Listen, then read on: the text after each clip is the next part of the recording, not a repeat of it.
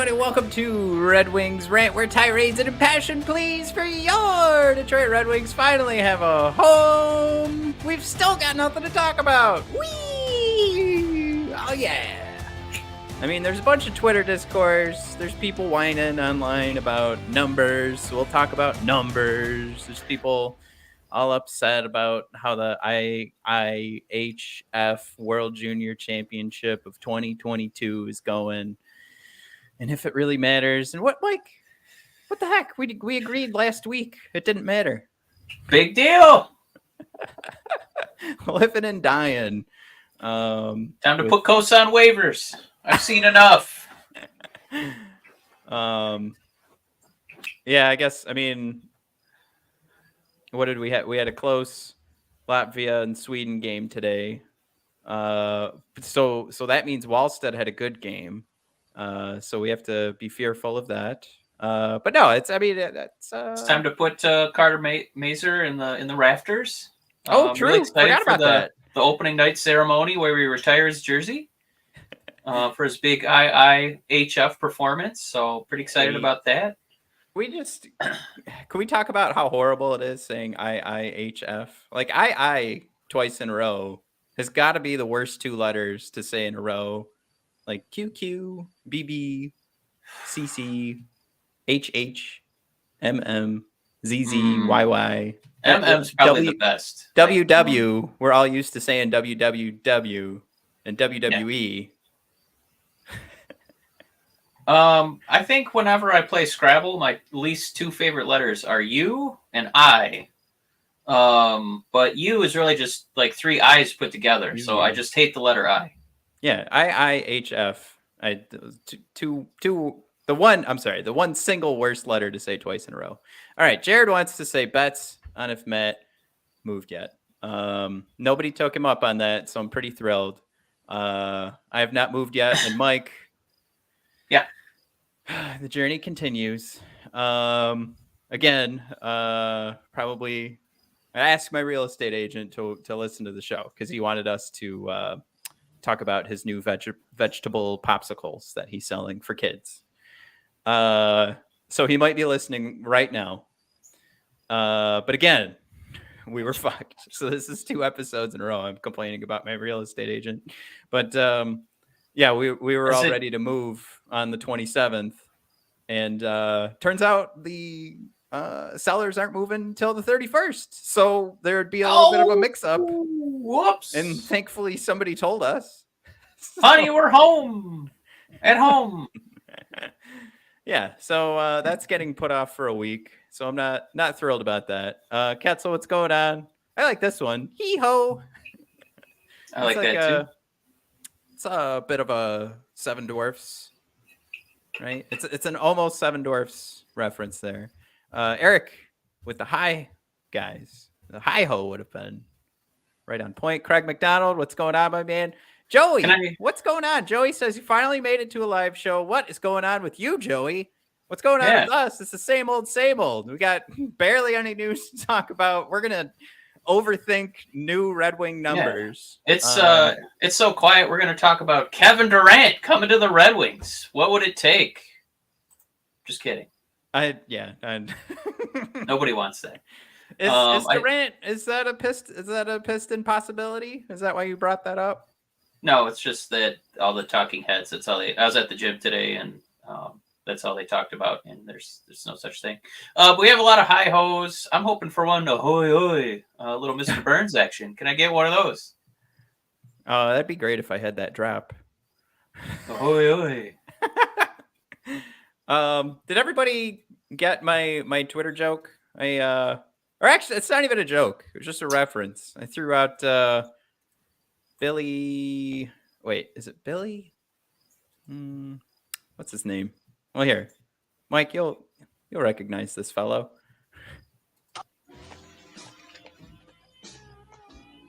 Hey, Mazur, what's up, bro? All right, so that's where did you hear that?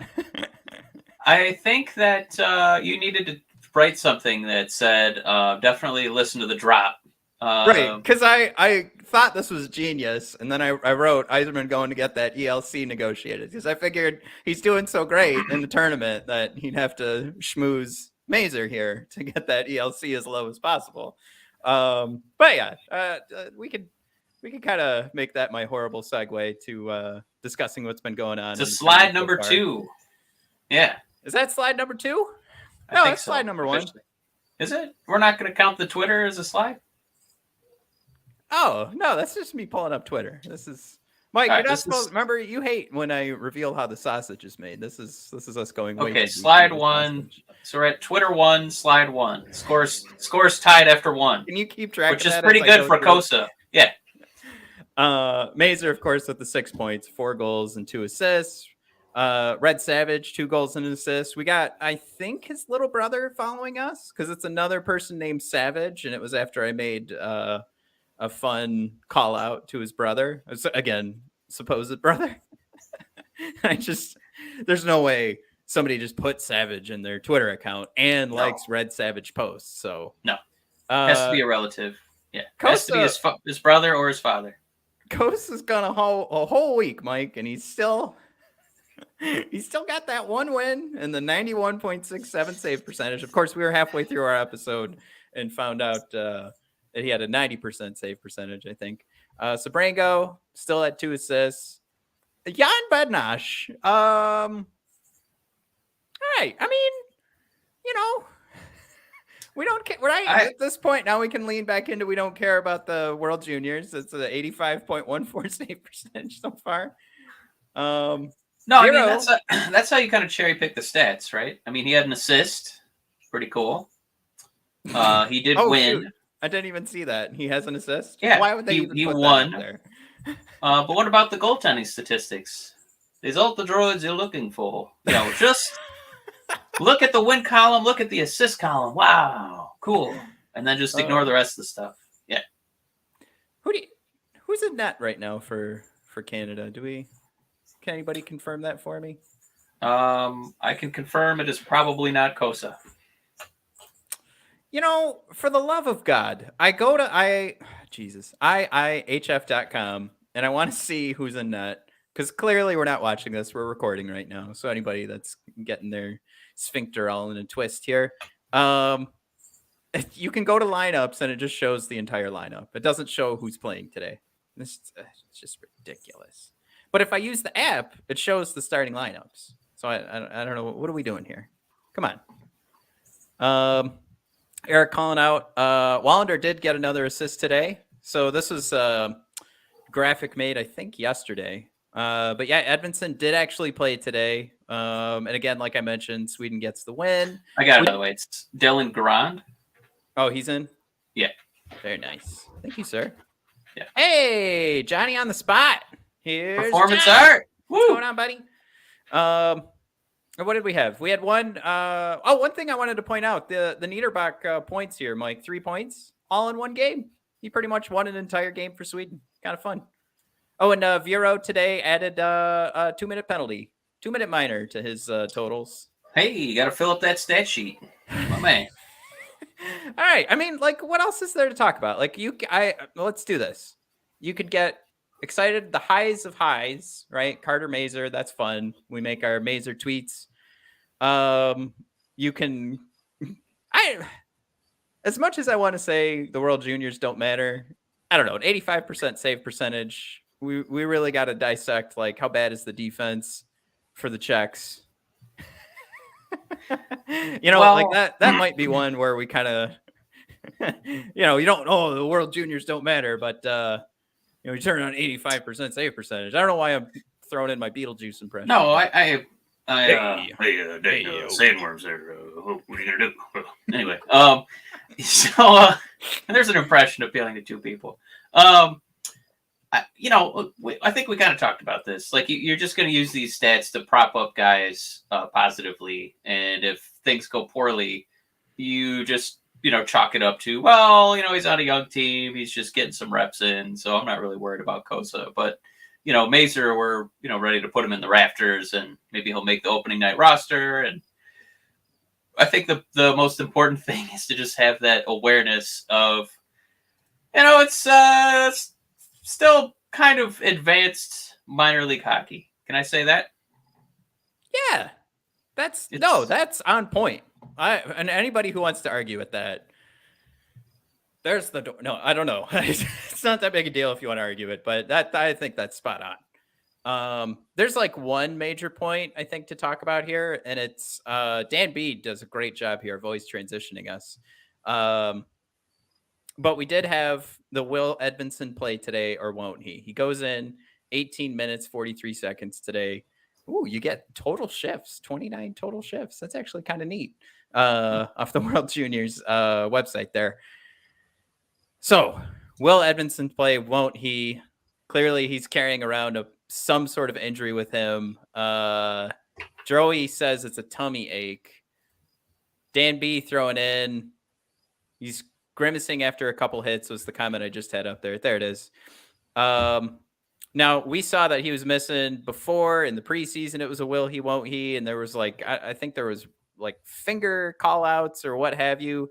Dan B, let us know what you saw him grimacing on. And Joey throwing out there food poisoning. Can we just pull out our boy?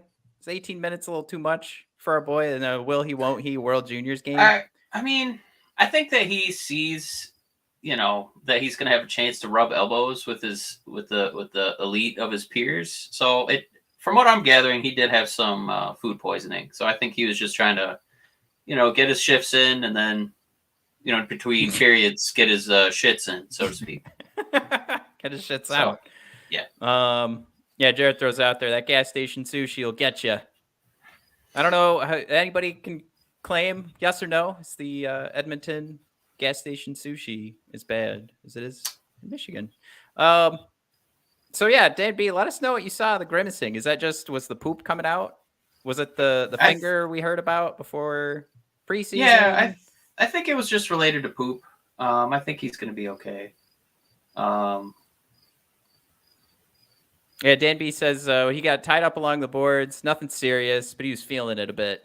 Yeah, I mean, you know what? I mean, that could, when you've got the shits, that's it right there, right? You get tied up along the boards. Where are they pressing? Right in the middle. It's gonna hurt. All right. I don't know. This is gonna be for me. I feel like we're just hemming and hawing trying to find something else to talk about. And what could be more evident than me pulling up this list next? Of all the new that the jersey numbers have been decided. So we're gonna try and make this kind of fun because people are what do we do? We wanted to call out here Ben Sherratt, number 8, Pissick, number 43. I really leaned into that Pissick. Pissick. Yeah. You really punched the piss in that one. Walman taking 96. Look, I don't care. I it's fine. You only have so many numbers to pick from. There's always been this weird thing in my head where I get upset when too many numbers get retired. And, we're a couple months removed from asking for a few more numbers to get retired for the Red Wings. But there's something in the back of my mind that's always like, I wonder if I'm going to see triple digits, like before I croak. Pro sport's going to have triple digits on the back of the jersey. At least, we're talking my favorites: hockey, football, baseball, basketball. Is that going to happen? And I don't want it to happen. It doesn't matter. Who cares, right? I don't want it to happen. But that's where I don't want to see too much ownership in these numbers. So I don't know. Jake, there could be the argument made, like, does Jake Walman, is that the guy who's really going to break the streak for 96 after Holmstrom had it? I don't care. I'm good with it. Well, I thought you posed an interesting question, right? I did earlier today, where you said, looking at these jerseys, are you ever going to see those numbers and think player X? So, like, the number is synonymous with that player. You didn't really elaborate on if that was for better or for worse, but you did say, would it be synonymous? That's a great point, because I want to come back. This is kind of what I wanted to carry the who cares point. It's just that Holmstrom will always be number 96, and Jake Walman is not going to take that away. So when I started doing that math in my head, I was like, well, are any of these guys, do they have that potential? Because like right now, we look at Ville Husso at 35. I still see that as Jimmy Howard's number. Jared throws out there, he's shocked Husso got Howard's number. Joey throws out there, can't believe Detroit let Sherratt take Abby's number. That's still Fatiza for me. Olimata? Number 2. Wait. Yeah. Oh, Sherratt? Yeah, Abdelkader. That's the one I was focused on was Mata. Yeah, 2 was one I thought, that one could deserve a little bit more conversation. Mike, how about Pontus Andreasson taking Yuri Hudler's number 26? Whoa, they gave away Hudler's number? Holy mackerel. Brett Lebda, Matt Luff taking 22. Nobody cared about that. Can I say one that I know it was just a very brief Jared with probably the better call out than Brett Lebda. You know what? Shoot, that makes me think of I still think of Dino Cicerelli when he was a Red Wing at 22. I still think, hey, Dino. That was right when we started watching, so that's a really good one. For Ketzel, number 8. Forget Abdelkader. Well, like how they'll say like in the NFL, like quarterbacks kind of live up to their name, Yeah. Like Stoney Case, petered out very quickly because of his dumb name, but like Tom Brady, Peyton Manning. So it's kind of like that, but with numbers. So when I see 81, I think, oh, cool, Marian Hossa. So I'm like, oh, Dominic Kubalik. Wow, this guy's going to be awesome. He got Hossa's number. So I'm like a little more excited to see him debut because I feel like he's going to be the next Hossa if he took that, right? Yeah. What is the line here? It was Hossa, and then was it Weiss? Did Weiss have 81 right after Hossa? Oh, I just blacked it out from my memory. It's not even in there. Well, that's where this conversation comes from. I want to get some thoughts in the comments here, but clearly, I think you could already pen Kubalik above Weiss, right? But still, below I hope Hossa. so. My God, and Weiss sets the bar pretty low. Yeah, Ben Sherratt, like you look at number 8, and the boys calling out Larionov. Of course, we just experienced Abdelkader for so many years. I think it's I think easily you penned in Sherratt at number 3. Like, I don't think he's taken that number. Now, Jared throws out there. He hopes, oh, wait, where is it? That's the wrong one. Pontus better not like special powder. You better not be a huge fan of those powdered donuts. Now, I'm not sure if this is in reference to something close to Pontus or Yuri Hudler. So I'm not. Yeah, I'm lost on that reference, Jared. You're gonna have to. Yeah, I'm gonna confess. Is this a cocaine joke? I don't know. I don't know. It absolutely has to be. If it's a Scarface reference, it's lost on me. I'm sorry. Jared will tell us. But I would say a lot of potential. 26, we walk away as Pontus. Should we just go through these top to bottom? Because I feel like that's the more responsible way to do this. Or should we rank them? Well, the other one too wasn't Cujo 35 with us? No, he's 31, wasn't he?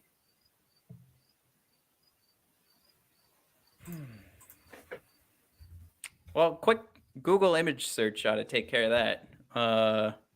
Looks like 31, but for some reason I thought, yeah. Here we go. Jared Hudler on the plane yelling at the flight attendant. Hudler was just trying to Ric Flair it up, just trying to harass some flight attendants and get famous. Yeah, I mean, we could kind of go through the numbers.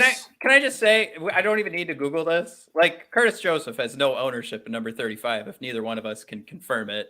And there it is. Ketzel, 31 was Cujo, which you called out. But I just want to say, like, you have to be, like, there's no question. Yeah. Right? All right. Olimata, get number 2. I'm gonna say it's gonna be a tough one. You're not Fatizov. Yeah. Yeah, that's. What are you doing with Slava's number? Give it back. Yeah.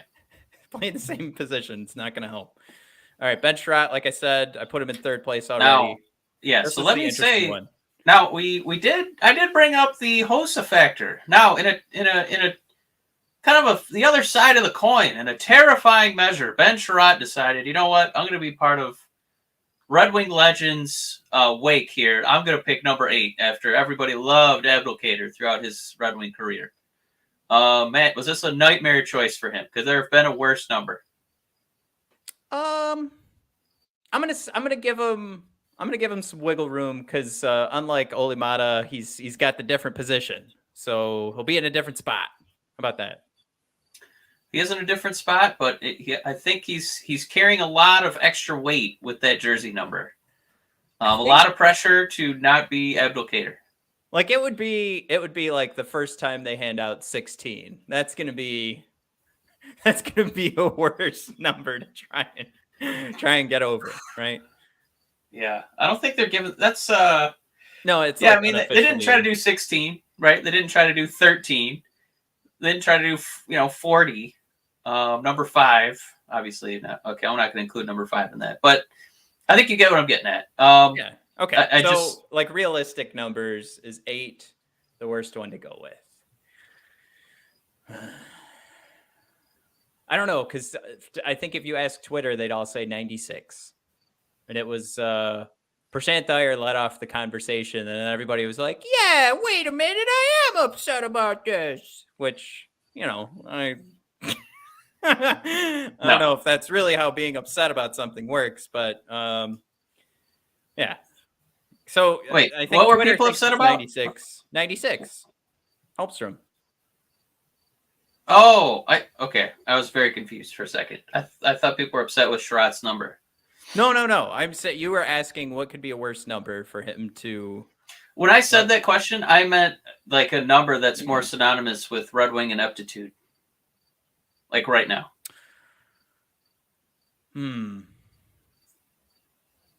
Is it though? Number 8? Because we immediately called out Igor, and you could. I don't know. Advocator did a lot of dirty work on that number 8. I mean, clearly, like that's where my head went first. So as much as we've talked about probably Igor Larionov in the last 6 months has gotten more talk on this podcast than Abdelkader. But that's true. But all right, I can let it go. I'm just putting it out there. But let's do number 18, man. Andrew Copp. All right, so we're talking Kirk Mulpey, right? Grindline legend, Matt, best friend of Darren McCarty. I'm going to say Copp has a lot of potential to take this number. It's a great number. 18. I think when we start getting to like David Perron and he's got 57, it's a pretty ugly number. I don't even like looking at it. But 18, yeah, it's got that solid number 8. You're kind of like you're not just number 8. You're the number 1 number 8. So I think Copp, like with a lot of eyeballs on him, because people are like, well, who's the first guy that Yzerman really started to turn this team around and finally invest in a second line? I think this could be a pretty exciting time for Andrew Copp to really make some 18. Curtis just wanted to show up and say hi, and then Curtis says, "Hit that thumbs up, people." Curtis, thank you so much. You're much better, Mark. I love Curtis. He's like a good-looking Chris Hardwick. Yeah, like a palatable, enjoyable, pleasant Chris Hardwick. Eric Johnson thrown out there his number 2. Oh, Yuri Fisher. That's a good one. Eric Johnson. Yeah. So are you just saying that was another number, or is that one that you think of when you see number 2? And is Yuri one of those guys that had 2 different numbers with the Red Wings too? I think he did pull a Kobe Bryant. I think he did have a couple numbers. I'm going to say he had a crazy number, though. Like, it wasn't... Like, I didn't know I was going to make the team number. Yeah. I can't find it. Oh, no, he was number 2 and number 8. All right, so he gave Igor a shot. He's just a big fan of Russian hockey, really. And what was his first season? 99, 2000. So, wow. All right. So... So wait a minute. Igor bounces and no. He would have had to take number 2 first. And then when would he have switched to? This is so confusing. Fisher, you've caused my heart pain. This is now twice in my life. All right, where are we at? We're at 18. Joey wants to remind us. Are we forgetting about Mark Stahl? I completely. Very quickly, Joey. Very quickly forgot about Mark Stahl. Dan B pointing out to the whole conversation in general. If guys are wearing sacred jerseys, is our biggest gripe this season. It's a good year. That's true. It's a good start to the year, and honestly, I think a news light start to the year, besides figuring out if Zadina is going to be on this team, is that's at least one good story I can stomach week after week. All right, so 21. Whew. Man, I don't know if you want to call them legends, but Yeah. there are some former Red Wings, namely former top prospect Dennis Cholowski. Gotta throw out there. Jared gave us a link. I'm gonna Yeah, guess found it. Oh, you got Yeah. it? Okay. Yeah. So we got Cholowski, Tomas Tatar, Ville Leno, Boyd Devereaux, man, another living legend. And if you kind of comb the list, I'd say the sexiest one is probably Adam Oates. How long was that on? Ooh, he had that for. He got a couple coffee stains on it for 3 years. So I would say that Zarnik, this is your chance, buddy. Nobody's really taking this one home. 21 is all you, man. 22. I like how I like this, Jared. You're a good man for sending out that link. 22 is a little confusing because we got Mitchell Stevens in there, who I didn't know that we had released. Yeah, me neither.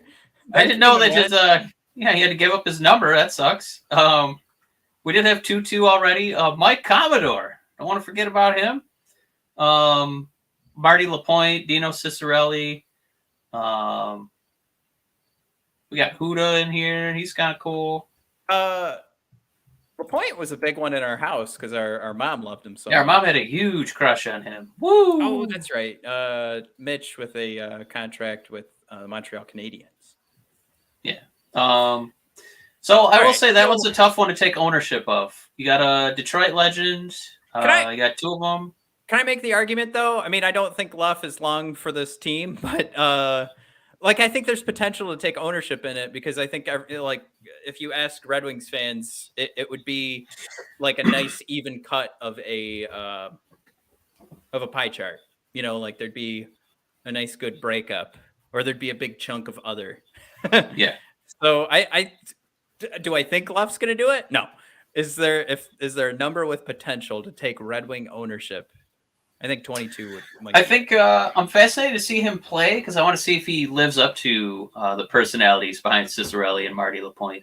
So I feel like you can't just have this number. You got to do something with it, bro. So a lot to live up to on this one. But I do have 26, man. This is not necessarily a bunch of A-list celebs, but I do have some names you'll recognize. Let me know if you're ready. Yeah. All right. I got Vanek. The poor bastard. We couldn't trade him enough. We got the Hoot man himself, Yuri Hoodler, Ray Shepard, Joey Koser, and Matt Beck. 3 years before I was born and 4 years before you escaped the birth canal. Matt, 1984. Barry Melrose. Laced him up. Oh, Yeah. that's so cool. Yeah. So definitely, Pontus, I think you could definitely take some ownership of this bad boy. Yeah, I'm gonna lean into that one. I'm gonna say there's some. I'm looking at Pontus and I'm giving him some real like Fabian Brunstrom energy here. Like we got that one overtime goal. I think it was a playoff goal because I was in attendance at that game from Fabian. But we got some real Fabian Brunstrom energy coming from this name, and I'm all about it. And so Fabian had number 76, so he still couldn't take ownership. I think his second year for Brunstrom. I don't know how you get. Maybe somebody could remind me. How do you get a playoff winning goal? Right? Was that? Oh wait, maybe I'm thinking of the wrong name here. You're on an island out there, man. That would be awful if I was thinking of the wrong name.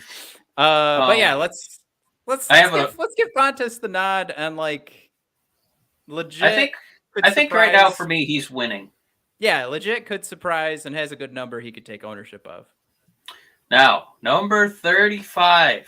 Matt, there are 2 fascinating former Detroit Red Wings with this number. So Ville Husso going to be the new maybe number 1 goalie. We don't know, So, former number Probably. 35s. Are you ready, Matt? Go for it. First name, no surprise. Mr. Put Me on Waivers himself, Jim Howard. Now, tongue in cheek, we make fun of him, but he was there for a cup. Okay. He's a goaltender. Matt, I have one more goaltender at number 35, and this name is going to floor you. Go for it. So, you talk about guys with long tenures with the Detroit Red Wings. They wore number 35. They were goaltenders. Matt, do you have a guess? Just go for it. This is going to blow you. Are you sitting down? Yeah. All right. No, I'm not. Because you're going to want to stand back up. Matt, one of the longest tenured Red Wing employees we've ever had. Ken Holland wore number 35 back in 1984. Now, this is my favorite part, is that while you were drumming this up, Jared throws in there, was waiting for this. That is, we give both of them a lot of grief. They both did win. They were both here for cups, right? Yeah. But man, maybe that bodes well for Ville, right? Yeah. I'm going to be a Red Wing for the long haul at number 35.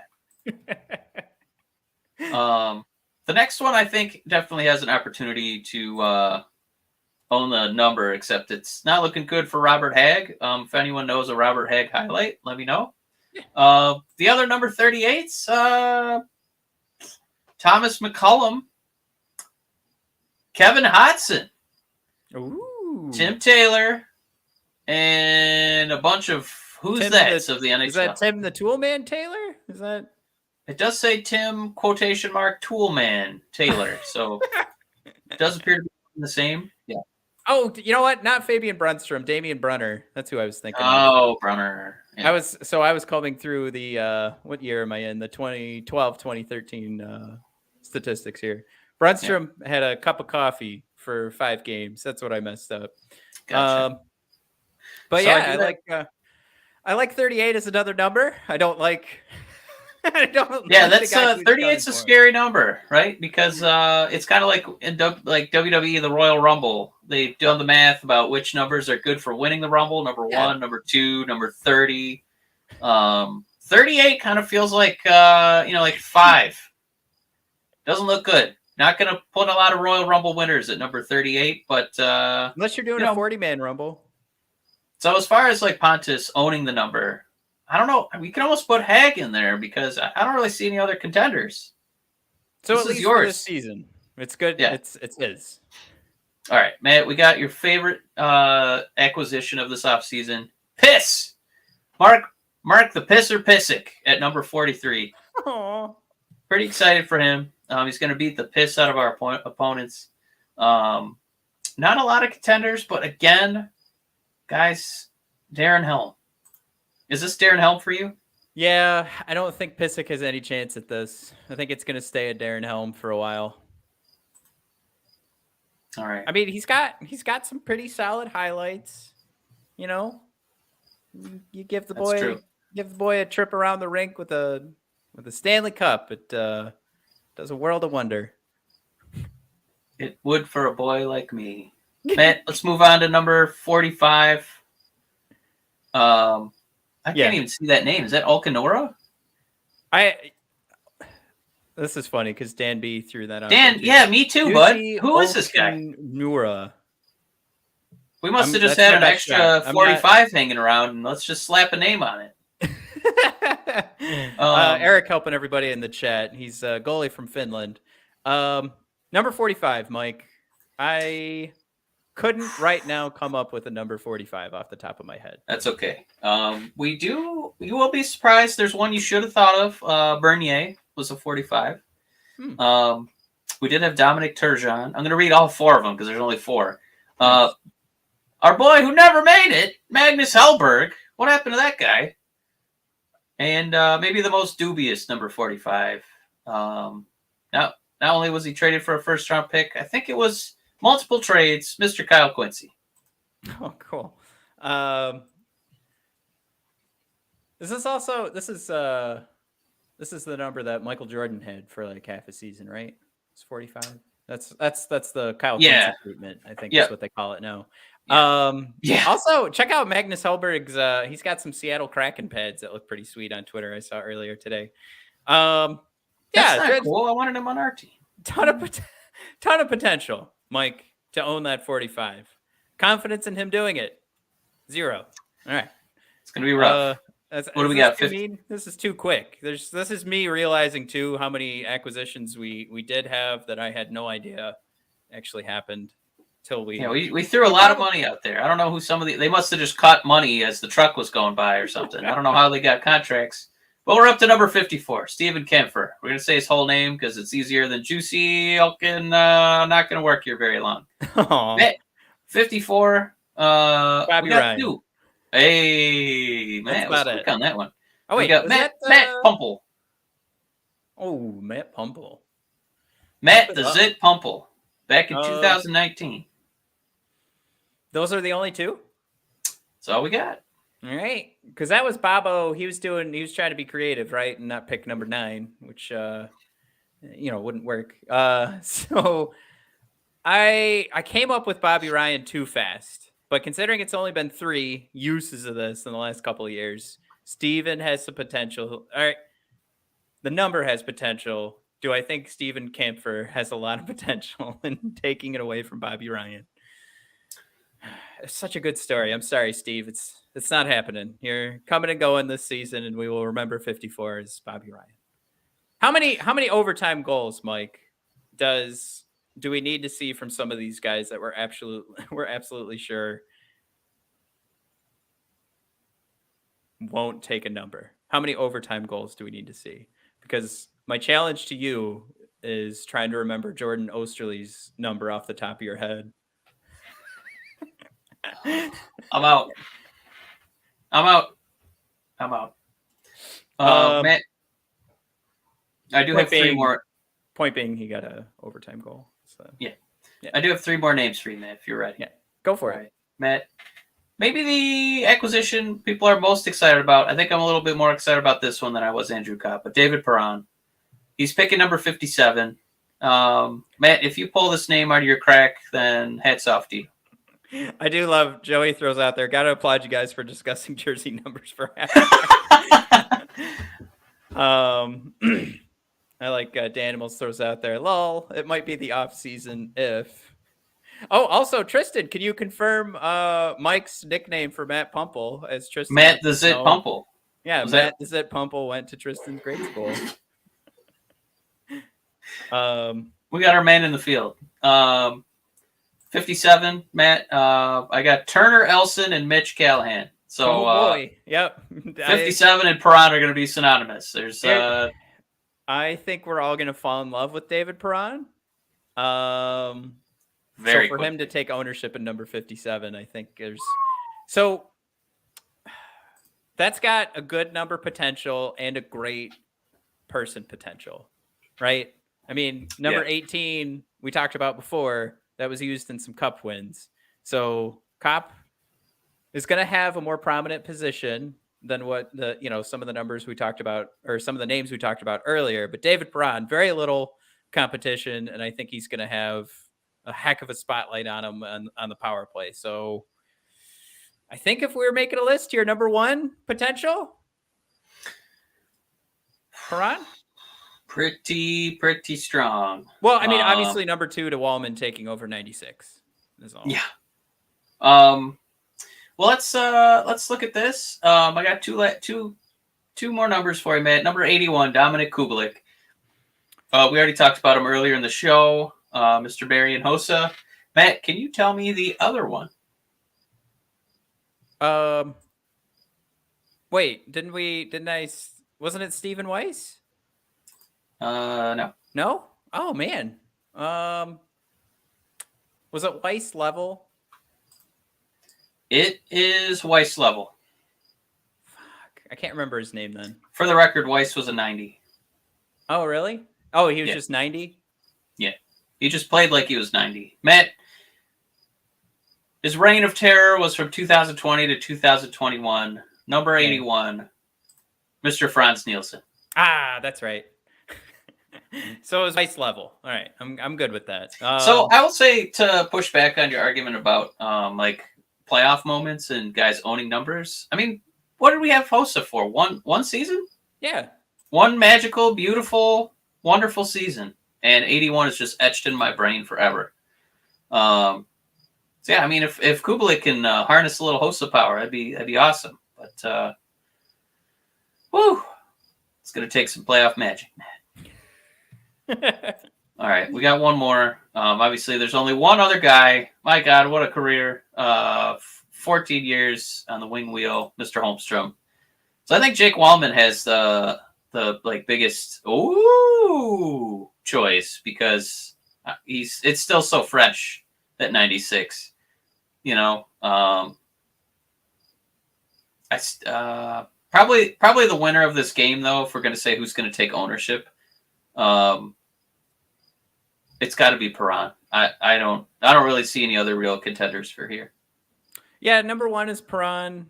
Maybe to your point of Hossa only getting 1 year, if Kubelik puts on a show for a few years here, there's some real potential there.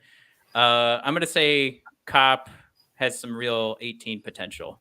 And of course, it's definitely the wild card in all of this is Pontus getting ownership at number 26. So I definitely want to label that one as a wild card because there's potential in that number. Yeah, Pontus is really gonna have to blow our socks off. I mean, talk Well, about. let me. Oh, go ahead. Sorry.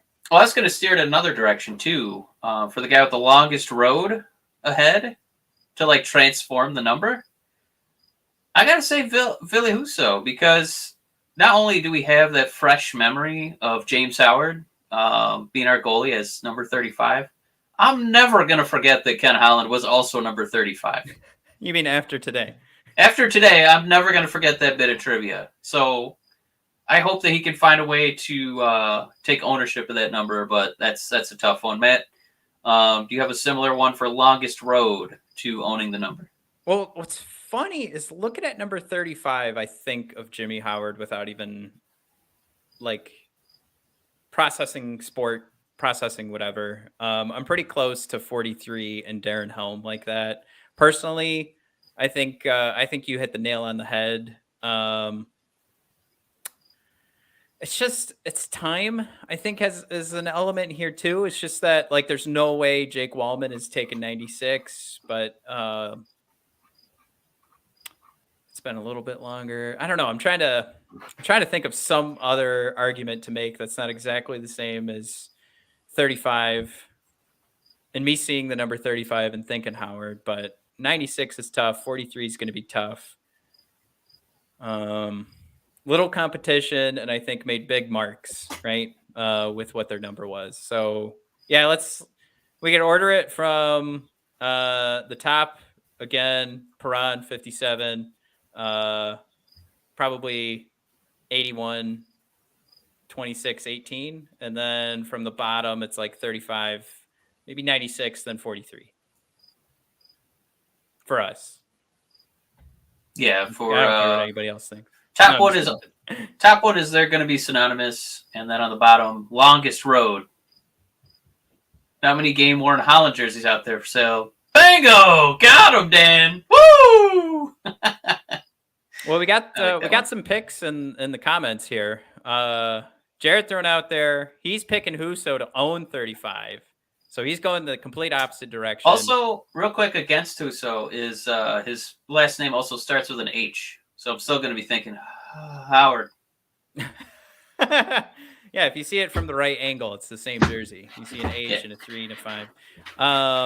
Also, Jared, I don't know if you're picking your hardest, but he's still thinking Tatar on 21. That sounds like a longest road. That's a longest road for sure. Tristan, of course, his favorite player last season, Mitchell Stevens, gone, not forgotten. I thought it was Wyatt Newpower. Tristan, what happened? Tristan, I hope that's there's no way anybody will ever take 22 again. Not from you, Tristan. He's yours. That's still, that's still Dino or Jordan Tutu for me. Mike, great question from Joey. We call this Detroit Red Wings news and hot takes. Hot take. Who on the Red Wings roster from Joey is going to own their number? I mean, I think there's a very easy couple of answers to this because I think we might have to push that to our next episode so we can do 2 episodes. Oh my God, 2 episodes on numbers. I'm going to veto that. Do you have the current numbers up? If you go to Hockey Reference, you can pull it up. I'll just go first. Are you ready? Not even close. Oh my God. Well, yeah, you right, pull it up. Mike, I think it's pretty clear the winner here. Number 73, Adam Ernie. He will forever own 73. I'm pretty sure there's not been another hockey player that's had number. I'm just kidding. I didn't get even like a look at the camera from you. I got nothing. I got 0. I could hear radios turning off in the future tomorrow. Jesus. All right. Real pick. Yeah. You and your noises. 71. It's the captain. Come on. Dylan Larkin. Dylan Larkin is forever going to be 71 for the Detroit Red Wings. Probably in my mind. This has been a team for us. I mean, we've had a podcast during this show. So clearly this has been a Red Wings team that has meant the world to me. Not like my 2008 team, where I would say the number 13 is untouchable for the rest of my life, even if we do hand it out again. But yeah, it's number 71. I only think of one human being like for 59. Nobody, I can't think of any other human who has that number, and that's Bert. I see that. I don't even need to see the name. Bert is 59. That's what when I pulled up these numbers. This is a pretty crazy list because you've got a 59. We have an 84 for Hulevi when he was on the team for a cup of coffee. I mean, Osterley, I mentioned earlier, is 82. How often do you see that? And of course, I got to give credit here to Eric Johnson. He's going 53 in Mo. And we know Mo's going to keep that number because he picked it for his little, what is it, Herbie Fully Loaded? I don't even know if that story was true, but it popped up online. That was his favorite movie, and that was the number on the car, the Herbie car. Yeah. So 53. So he's not going to change that number, according to that, I don't know, story. I have no idea if that came out of Mo's mouth. But that's a good pick. I mean, even this early on, I think we could say for sure, Eric, like you nailed it. I'm still sticking with 71 because you got the captain there. Mo is a really good one because again, it's that kind of funky number. Yeah, Ernie wearing 73, so yeah, he owns it. Hey, what's going on, Derek? Who's quickly taking ownership is Lucas Raymond with 23. I know that there's that basketball player in Chicago who wore that for a while, but as far as Red Wing jerseys go, I see 23 and I already go, oh, it's going to be a Lucas Raymond jersey. Daniel's thrown out there the 53 is coming from Mo's grandpa, which also rings a bell. So again, I don't think that 53 is changing. Probably more along Daniel's story there than Herbie. I'm sorry, Mike. I saw that. What? I saw that comment and then I jumped on what you were saying. Oh, no, I was just saying, I think the Mo one is a good one. Again, it's kind of because they're kind of funky numbers, but I think that Bert and Mo are kind of the winners. I guess you could throw Larkin in there, but not a huge fan of 71. We got to get Hockey Fox. So in the comments, we have Danimals throwing out their grandpa. Joey says it's grandpa. Dan B says it's Herbie. Hockey Fox says he talked about it on a podcast. Hockey Fox, tell us which one. Which one did Mo talk about?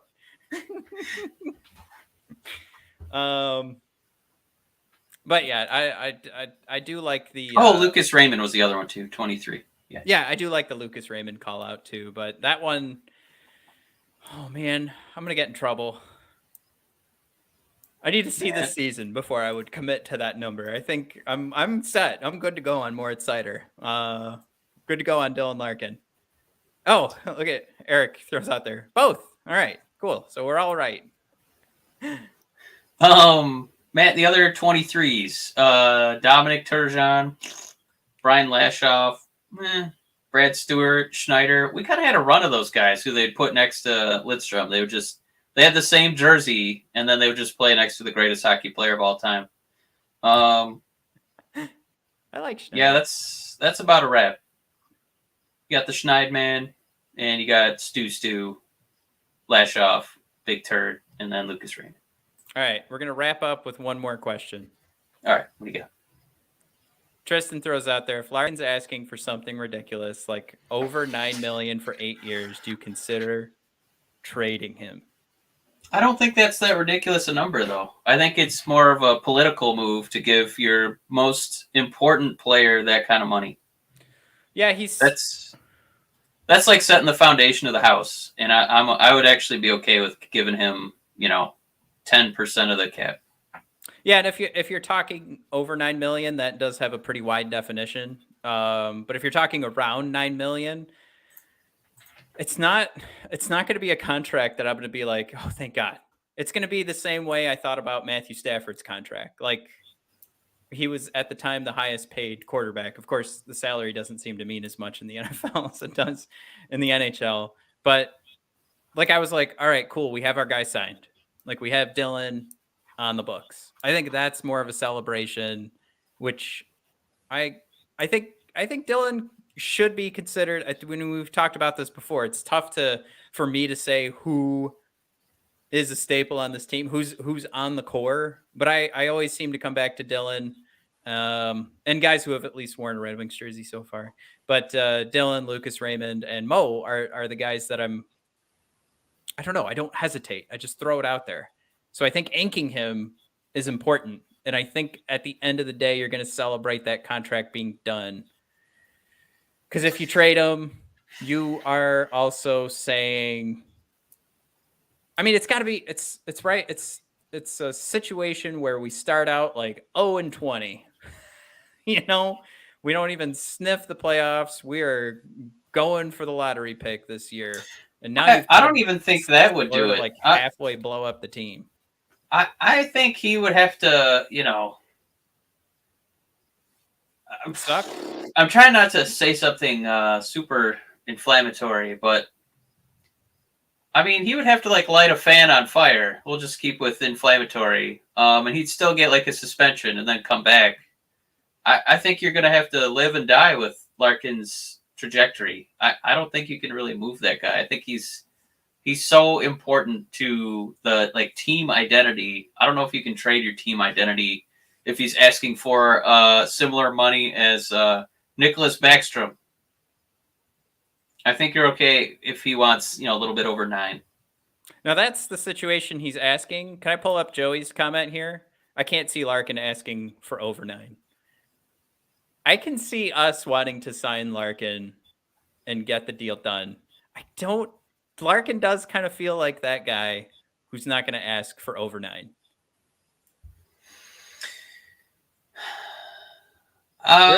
There was another point in here too I want to point out. I just want to make sure I give the right credit. Eric throwing out there. It's not going to be a flat cap forever. That's true. We got that big ESPN deal coming in. When we the TV deal.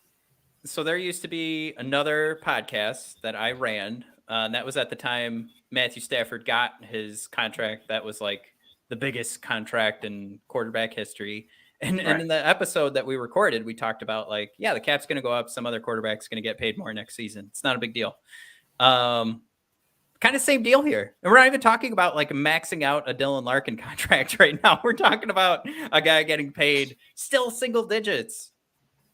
So we're okay. We know we have some double digits coming up. I don't know if Mo's getting double on the next contract, but I wouldn't be shocked if we got in that conversation right now and we were like, well, so 10 another Norris, close to Norris level season, and he's what, by the end of the season is he going to be 21? What's he at right now?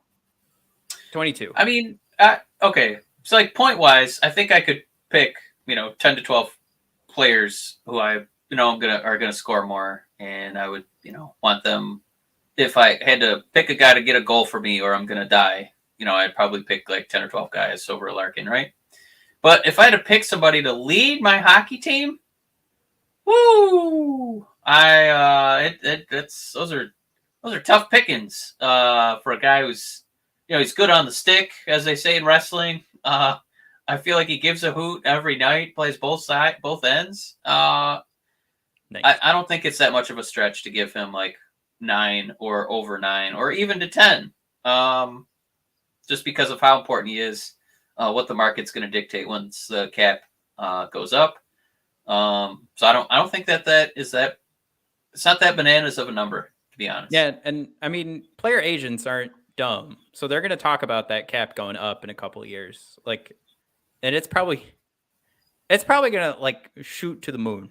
I know we hate the NHL, and I don't know, maybe I sound like an ass right now because can we really trust the NHL? But it's probably going to take a big leap over a couple of years, and if you're talking 8 years spreading a contract,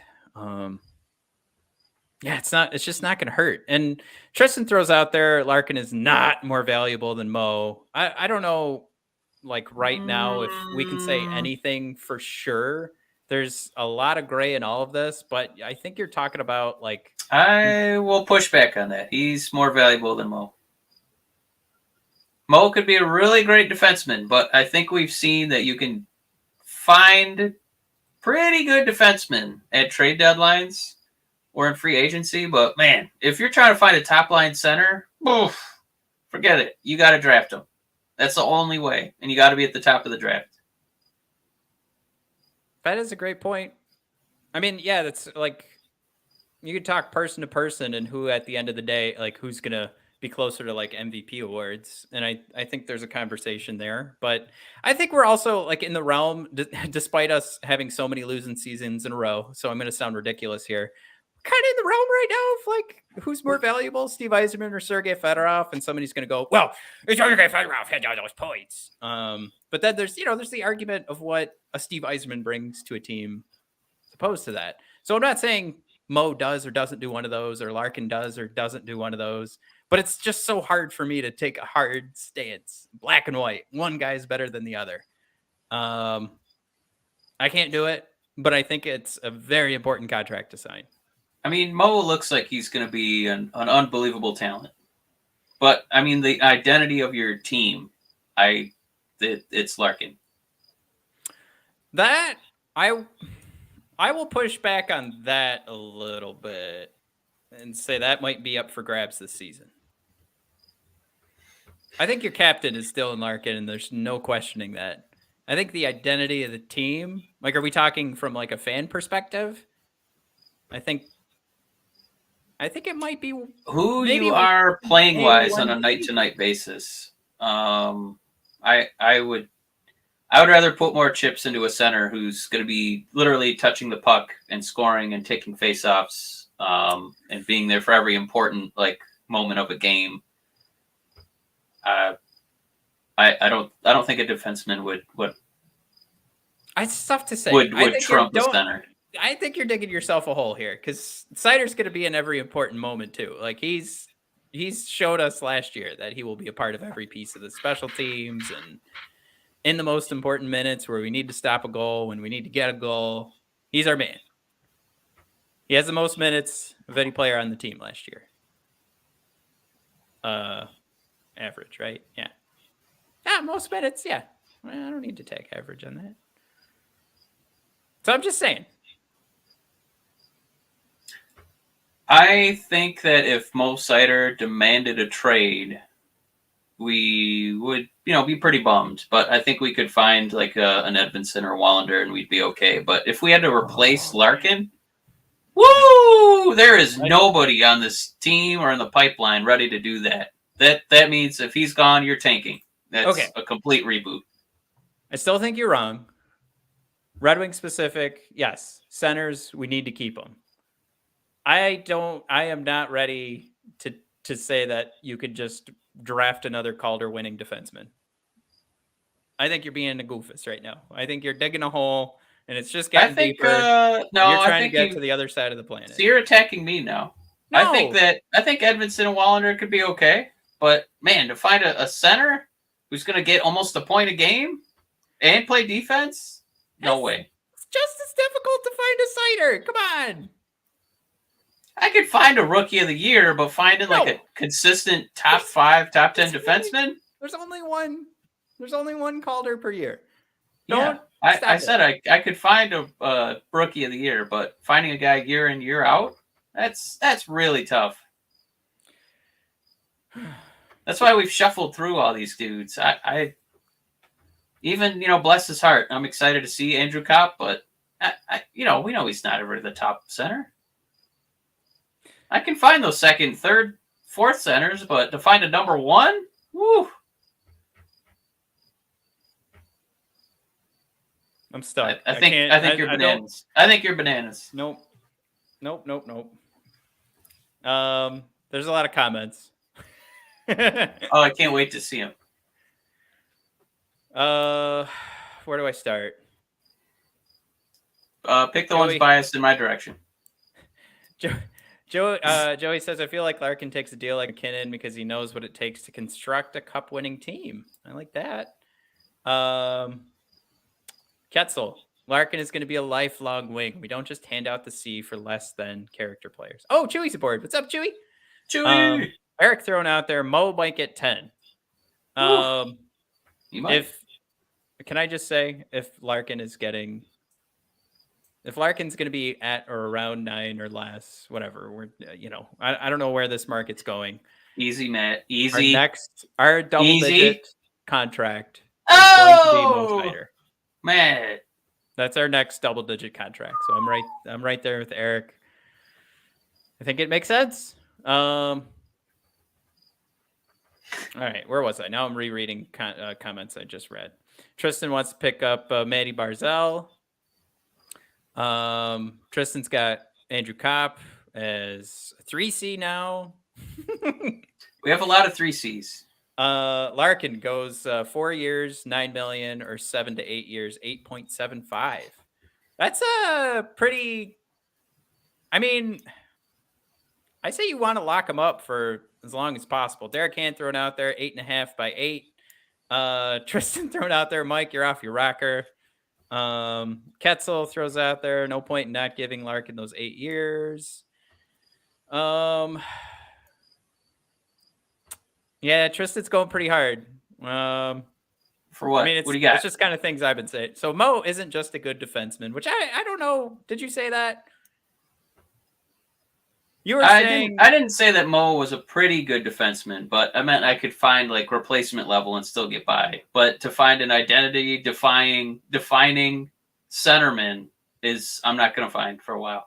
I think if you said you think it's easier to find, and you just stop me if I'm being an asshole the way I'm saying this, you think it's easier to find your top pairing defenseman than it is to find your top line center. But once you start attaching, like, it's easier to find Mo Seider than Dylan Larkin in the draft. That's where it gets fuzzy. Because you're talking about, like, we're seeing potential for Seider to not just be a top pairing defenseman. We're seeing, like, game changer. This is the guy you build your team around. Just like Dylan, I would make the argument. And we are doing that. So I just don't. We haven't seen him score enough to be like a super game changer, right? I mean, that's like Nick Lidstrom. He hasn't started scoring like that yet. So I'm not going to say that. I'm going to say he showed quite a bit on special teams to really like take control, and he could really create offense himself. So, I mean, he's also a rookie. So, I mean, what we saw a rookie do is incredible. And he's right up there with all the rookies in regards to, like, point totals. So we do know it's tough for defensemen to get there on the points list. So are we talking like those Roman Yossi and Victor Hedman numbers yet? No. Cale Makar is probably the only name I should have brought up. Are we seeing that yet? No. All right. I think I could just no. I just It's not going to happen, but there's there's only a couple Makars, but it just really feels like a top line center that there's only a couple of those guys in the whole league, and I could find pretty good defensemen and win a cup. But if I want to win the cup, I need a top line center guy. I need one. You do. I don't know if I need an elite number one to win a cup. I know I need an elite, top line center. I think you do. Last three. Now, cups, is Larkin that guy? Last three cups were Cale Makar, Victor Hedman. Boom. There's my argument. Well, I mean, that's like the same team. That's not fair. They also have the best goalie and like the top two lines ever. That's not fair. You got to build a whole team. You got to build a whole team. Yeah, you got to build a whole team. We drafted Simon Edvinsson high too, but I would have to say, like coming into this year, I'm excited for Edvinsson, but everybody's saying like, all right, we're not going to get a Mo Sider year out of this. And we could, but I'm just saying like that was another high draft pick. And we immediately, and when I say we, I mean Red Wings fans, the media, we were like, all right, he's going to fill a hole, but he's not going to be Mo Sider. So it was just, like I'm just saying, it's tough to find a Mo Sider. Yeah, it is, but it's even harder to find a center. I mean, Let me say this: if we, like, I feel more confident like about the Red Wings defensive prospects than the centers, and it's not like for lack of trying. You know what I mean? It's not like the Red Wings are just not bothering to try and find these guys. They don't pan out. Where it feels like we can have these prospects on the threshold of making the team and playing pretty good.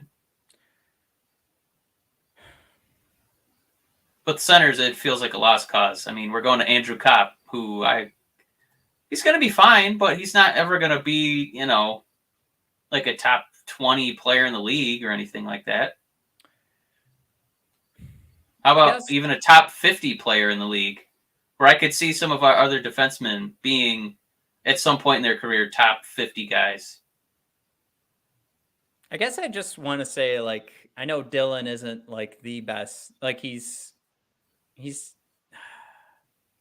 seen flashes where he's like top half of the league in centers, right? And well, you know what makes my argument so much harder for myself to make is that he's never been, like over a point a night guy. Right.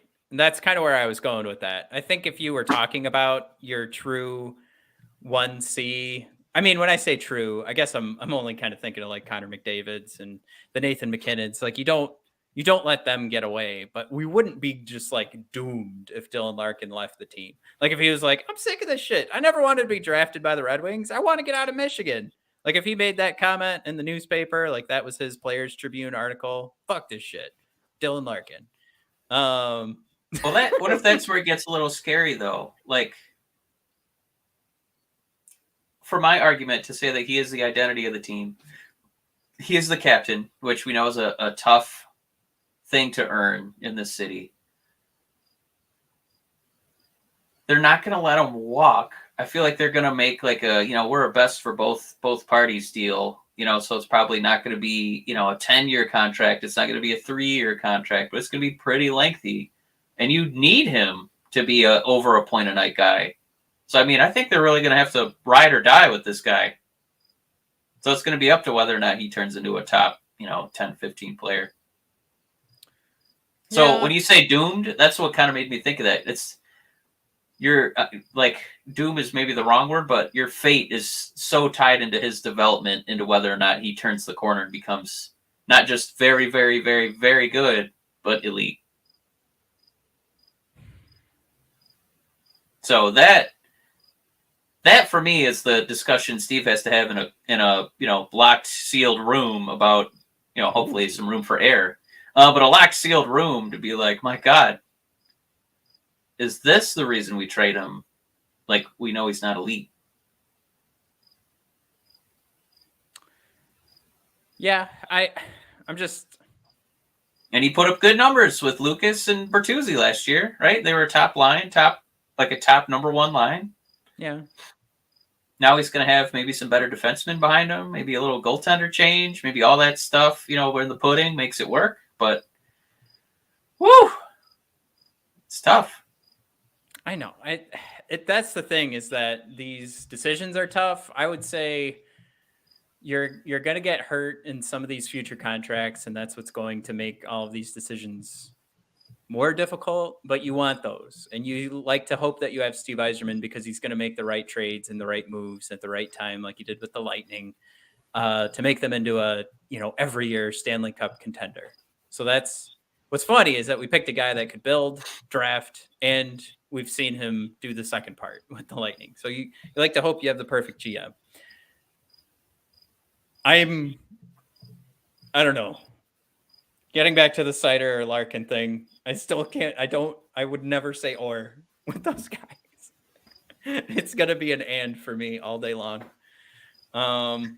There's no, I think we said political for something else earlier, but this is totally like, I'm digging my feet in. I'll be stubborn as hell forever. There's no or here. It's just and for both. I'm giving them both money. So I think I want to make one distinction, just for myself as a credible opinion on this show. If somebody said to me, Michael, you have to decide if the Red Wings trade Larkin or Seider, and it's just for a hockey decision, we'll figure out. Don't you dare go. We'll figure out who's going to play in the rest of the spots, and you're going to get really good value for your trade. God damn it, is it hard to trade Mo Seider? But you're doing it? Is that what you're saying? No. Oh, okay. I like the way this team operates. Like, that's where that human element comes in, and that's what makes these decisions so much harder. And it's not NHL, 2K or whatever. Larkin is an easier trade in a video game.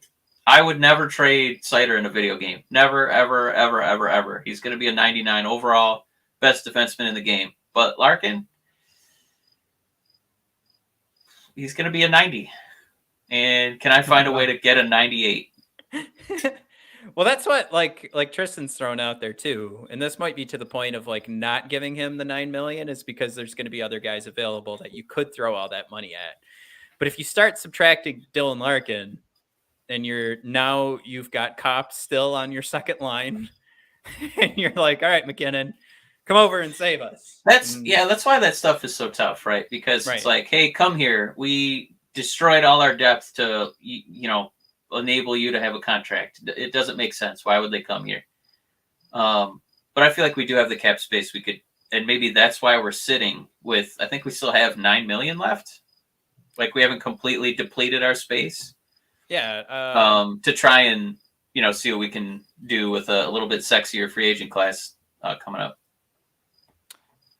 I mean, that would be a fun point to bring up too. Like, what do we have coming up for the season? Yeah, so that 9.2. So give Larks another $3 million this year on top of what he's getting paid, and you still have 6.2 left to throw out somewhere else. And you've got some pretty good garbage contracts. That'll be gone. Or, there's like or no you'll have commitment. a lot of trouble if actually we could be in a ton of trouble if you overpay Dylan, you overpay Tyler Bertuzzi, then you've got one more year before you gotta. I'm just gonna say rightfully so, but also overpay Moritz Seider, maybe just large contract. I don't want to say overpay. But yeah, like all of these huge contracts are coming up. So if you're looking down the line and you've decided that Dylan will never be enough, and he's going to put you in that situation where you're hoping that the salary cap's going up. I don't think Steve is going to operate his team that way, but I think agents will operate their players that way. Like, hey, cap's going up, man. You got to pay him more. He's going to have to figure into how this cap's going to increase in the future. And Steve has to operate like this cap's never going to move, right? And that's how he's got to go into those negotiating rooms. And of course, really come out on top, because then when it goes up, he'll have a ton of room. But yeah, I threw these out there while you were talking. Eric throws out there, you're always going to have bad contracts. Dan B, Wings fans long for the day we were worried about fitting all our players under the cap.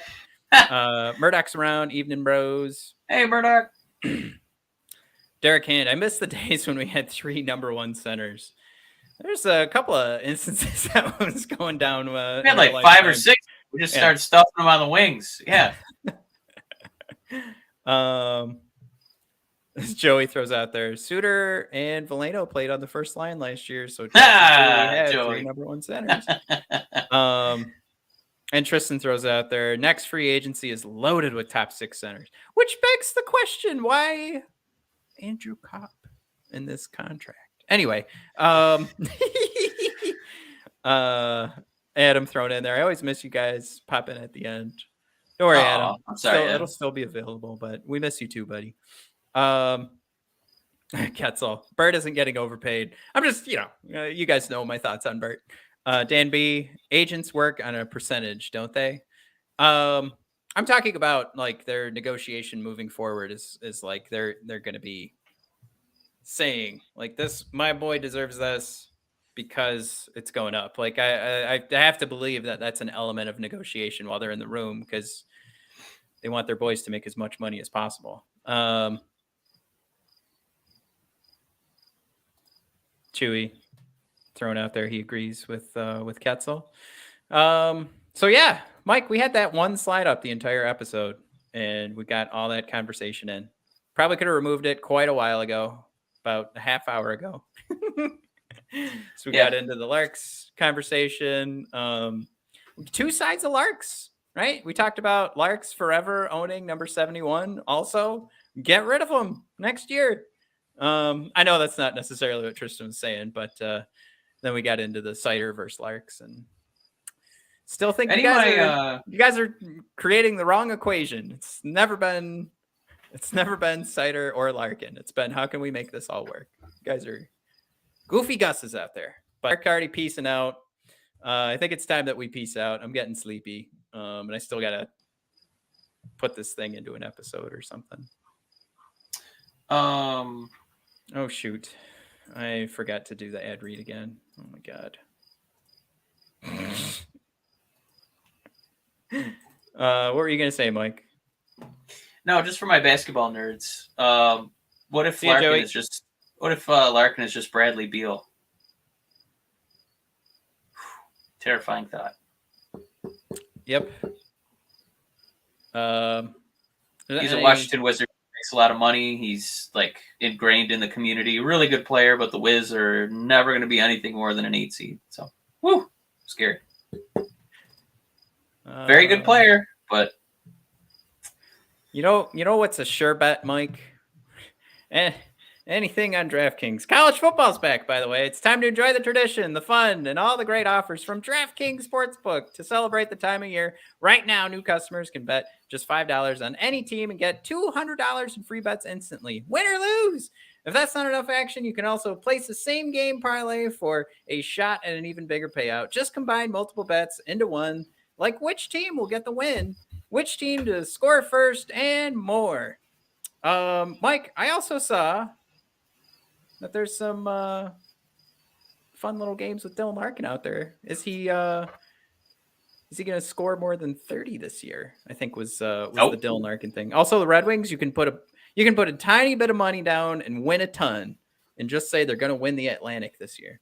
DraftKings is safe, secure, and reliable. Best of all, you can deposit and withdraw your cash whenever you want. Download the DraftKings Sportsbook app now and use promo code THPN. Bet just $5 on college football and get $200 in free bets instantly. That's code THPN only at DraftKings Sportsbook. 21 and over, most eligible states, but age varies by jurisdiction. Eligibility restrictions apply. See DraftKings.com/sportsbook for details for terms and resources. Gambling problem? Call 1-800-GAMBLER in Tennessee. Call or text Tennessee Red Line at 1-800-888-9789. In New York, call 877-8-HOPENY or text HOPENY. One per new customer, minimum $5 deposit and wager $200 issued as $25 free bets. Woo! All right, I did it. Chewy threw out there. I'm not going to say it on the podcast, but he threw out a competitor and then realized it was DraftKings. All right. All right, let's go. We did it. Hour 20, Matt. That was fun, wasn't it? Should I Yes. hit the button? All right, I'll hit the button. See you guys. All right. See you.